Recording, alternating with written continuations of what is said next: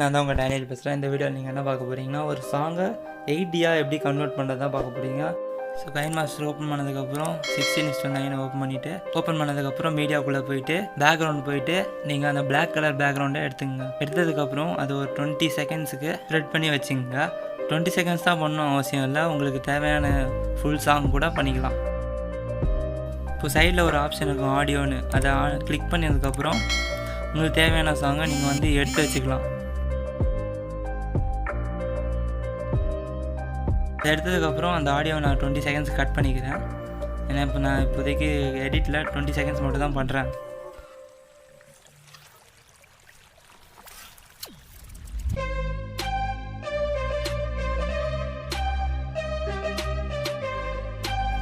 அந்த சாங்கை எடுத்ததுக்கப்புறம் லெஃப்ட் சைடில் ஒரு 3 டாட்ஸ் தெரியுதுல்ல, அதை ப்ரெஸ் பண்ணிட்டு டூப்ளிகேட் பண்ணிக்கோங்க உங்கள் சாங்கை.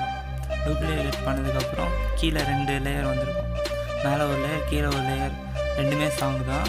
ஃபஸ்ட்டு லேயரோட சாங் நீங்கள் டூப்ளிகேட் பண்ணிங்க செகண்ட் லேயரோட. ஸோ அது ஒரு 3 செகண்ட்ஸுக்கு மேலே ஒரு வால்யூம் பட்டன் இருக்கும், அதை ஆட்டோ வால்யூம் பட்டன் ப்ரெஸ் பண்ணதுக்கப்புறம் ரைட் சைடில் எடுத்துங்க ஃபஸ்ட்டு சாங்கை. அப்புறம் கீழே இருக்க சாங்கை அதே மாதிரி பண்ணிவிட்டு ஆட்டோ வால்யூம் பண்ணிவிட்டு லெஃப்ட் சைடு எடுத்துங்க. அப்புறம் டிக் கொடுத்ததுக்கப்புறம் அதெல்லாம் பண்ணதுக்கப்புறம் ஒரு 5 செகண்ட்ஸுக்கு அந்த மேலே இருக்க பாரை ப்ரெஸ் பண்ணிக்கோங்க.